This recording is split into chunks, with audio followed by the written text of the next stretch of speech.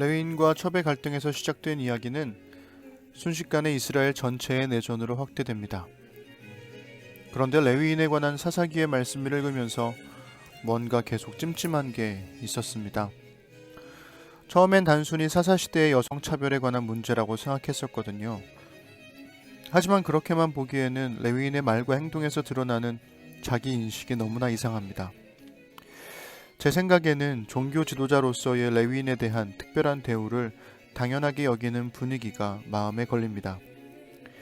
여인의 아버지는 종교 지도자였던 레위인을 극진하게 대접하고 레위인은 장인의 환대를 충분히 누리죠. 기브아의 성읍에서 만난 노인의 관심은 종교 지도자였던 레위인을 지키는 것에만 관심이 있었고 레위인도 자신이 보호받아야 한다는 것을 당연하게 여겼습니다. 자신을 대신해 아내가 끌려나가는데도 그는 잠잠했죠. 오히려 거의 죽어가는 여인을 보고도 마치 당연한 일을 했다는 듯 일어나서 갑시다 라고 말합니다. 그리고는 자신의 종교 지도자로서의 권위가 위협받았다는 것에 불쾌함을 토로하듯이 여인의 시체를 12토막을 내어 각 지파에 보냅니다. 야훼 신앙을 지키고 전수해야 할 책임이 있는 레위인 자신이 기브아 사람들로부터 이런 대우를 받았는데 이스라엘의 각 지파가 가만히 있을 수 있겠느냐, 그런 마음이겠죠. 제가 목사이기 때문에 레위인에 대해 과도하게 감정이입을 해서 해석한 걸까요? 그럴지도 모르겠습니다. 한국 교회에서의 목사라는 신분은 교회의 성도들로부터 특별한 대우를 받는 것에 너무도 익숙해져 있으니까요. 그런데 목사만 그런 것이 아니라 교회의 모든 직분자들이 비슷한 의식을 공유하고 있습니다. 장로, 권사, 안수집사, 집사 등의 직분자들은 누가 더 많은 헌금을 하느냐라는 돈과 결부되어 계급화되어 있죠. 그런 특별 의식이 생길 때 교회 안의 약자들이 희생됩니다. 목회자들의 성적 타락과 자금 횡령 같은 일들을 덮기 위해 우리 목사님을 지키려고 피해자들의 입을 막으려는 모습에서 12토막으로 조각난 여인이 생각납니다.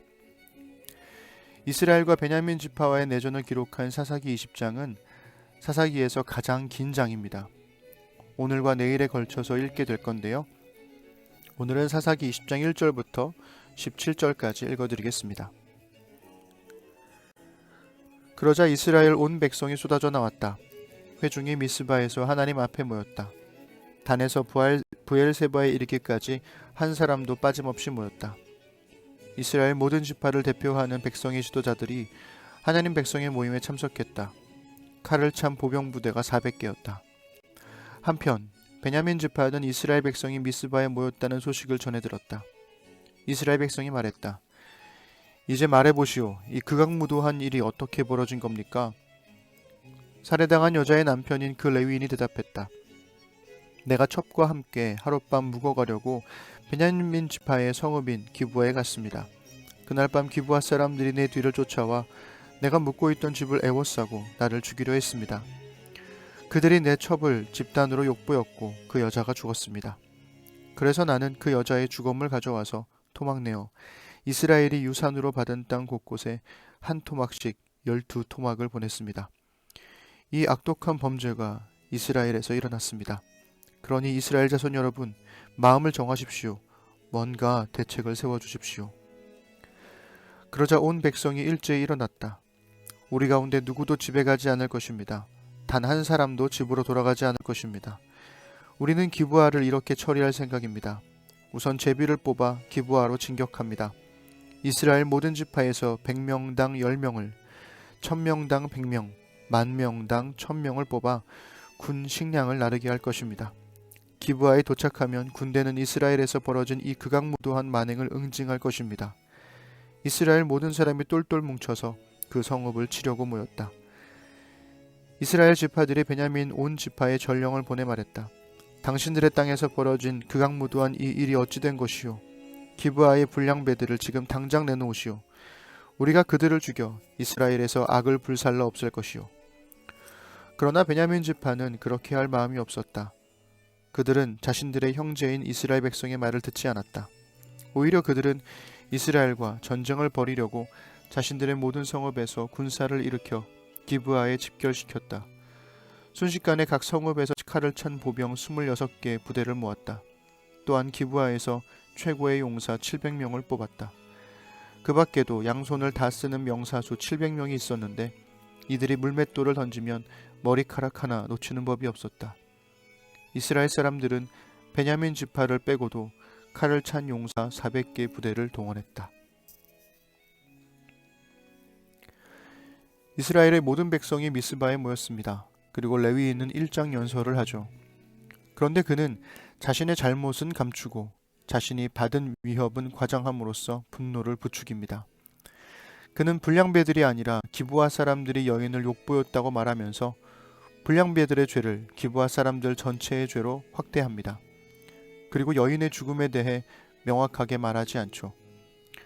원문을 문자적으로 번역하면 내 첩을 욕보였다. 그리고 그녀가 죽었다. 인데 죽음의 원인을 기브아 사람들과 자연스럽게 연결시키도록 한 겁니다. 어제 말씀드린 것처럼 이 여인이 이미 죽어 있었던 건지 아니면 몸이 다 망가진 여인을 무리하게 나귀에 태워오는 과정에서 죽게 된 것인지 혹은 아직 살아있던 여인을 레위인이 죽인 것인지에 대해 성경은 명확하게 말해주고 있지 않습니다. 그러니 레위 사람은 거짓을 말하고 있지는 않지만 그렇다고 정확한 진실을 말하고 있는 것도 아니죠. 이 이야기를 들은 사람들은 일제히 분노하고 기브아를 치기로 결심합니다. 사사기에 감춰진 중요한 주제 중 하나가 이스라엘의 하나됨입니다. 드보라 이야기에서는 전쟁을 돕지 않았던 지파들을 비판하는 언급이 있고 기드온과 입다 이야기에서는 에브라임 지파와의 갈등도 있었죠. 그런데 드디어 사사기에서 처음 모든 이스라엘 자손이 하나가 되었습니다. 안타깝게도 그 하나됨은 가나안을 정복하기 위해서가 아니라 형제된 이스라엘의 한 지파를 공격하기 위해서였던 거죠. 드보라 때 모인 병사가 1만 명이었는데 베냐민 지파를 치기 위해 모인 병사는 40만 명입니다. 무엇보다 그들은 동족과의 전쟁을 기정사실화해버립니다. 하나님께 묻지도 않죠. 이 전쟁은 정당하니 하나님도 당연히 승인하실 것이라는 공통의 인식이 있었던 겁니다. 한편 베냐민 지파도 전쟁을 준비합니다.